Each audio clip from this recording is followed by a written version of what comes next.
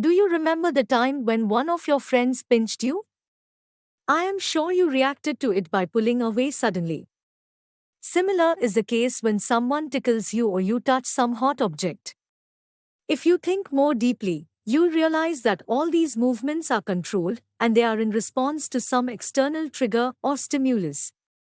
So, in this video, we'll see how these movements are controlled and coordinated in animals. The control and coordination in all the animals is done by the nervous system. Nervous system consists of a network of neurons or nerve cells. Some of these nerve cells have specialized tips which detect the external factor. These specialized tips are called sensory receptors. All the sensory receptors are present in the sense organs. Some of the sensory receptors are photoreceptors, phonoreceptors, olfactory receptors, gustatory receptors, thermoreceptors. The sensory receptors present in the tongue are called gustatory receptors. These receptors detect taste. Because of these receptors, we can say that the food is sweet or salty. Similarly, sensory receptors present in our nose are called olfactory receptors, and these receptors detect smell. Have you ever tried eating food by blocking your nose? This is weird, right? Just try eating food like this, and you will observe that olfactory and gustatory receptors are required together to satisfy your palate. Now let's have a look at the structure of neurons. The neuron consists of cell body, dendrites, and the axon. Cell body is this spherical part of the neuron which contains the nucleus. Dendrites are the branches of the neuron which receives the signal from the other cells. The axon is the longest dendrite present in the neuron and it transmits the signal to the other cells. Now let's see how these nerve cells or neurons function. The main function of these nerve cells is to receive, conduct, and transmit the signals. The dendrites of the nerve cells receive the signal and sets off a chemical reaction. This chemical reaction creates an electrical impulse. The impulse is then transmitted from these dendrites to the cell body and then to the axon. From the axon, this signal is transmitted to the dendrites of the other neuron. The junction between the axon of the first neuron and the dendrites of the second neuron is known as synapse. At the end of the axon of the first neuron, the electrical impulse sets off a chemical reaction. These chemicals generated by this reaction cross the synapse and generate the electrical impulses again in the dendrite of the next neuron.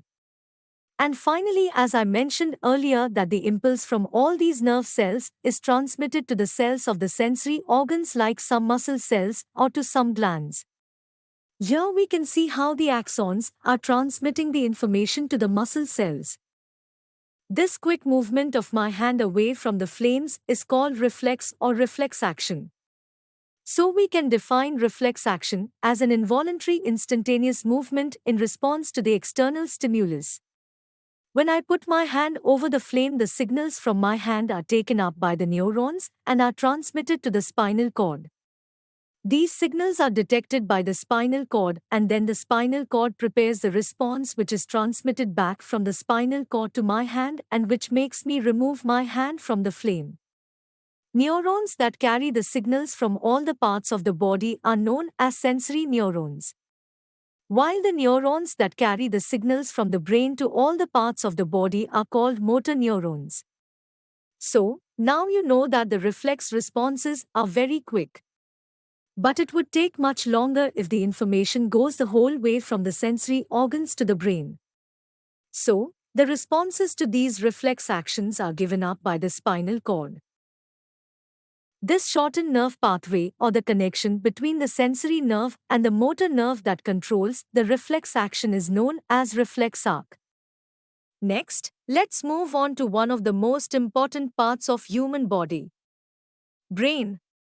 The brain is the main coordinating center of the body, forming the central nervous system, CNS, together with the spinal cord. It receives information from all parts of the body and integrates it, allowing us to think and take actions based on that thinking. The brain has three major parts or regions: the forebrain, midbrain, and hindbrain. Let's see in detail. Forebrain. It consists of cerebrum, thalamus, and hypothalamus. Functions. Main thinking part. The forebrain is the primary region responsible for thinking. Sensory areas. It has regions specialized for receiving sensory impulses from various receptors, such as hearing, smell, and sight. Association areas. These areas process sensory information by combining it with other sensory inputs and memories, helping us make decisions. Motor areas. Information from the association areas is passed to the motor areas, which control the movement of voluntary muscles, such as leg muscles. Midbrain and hindbrain. The hindbrain consists of pons, cerebellum, and medulla oblongata.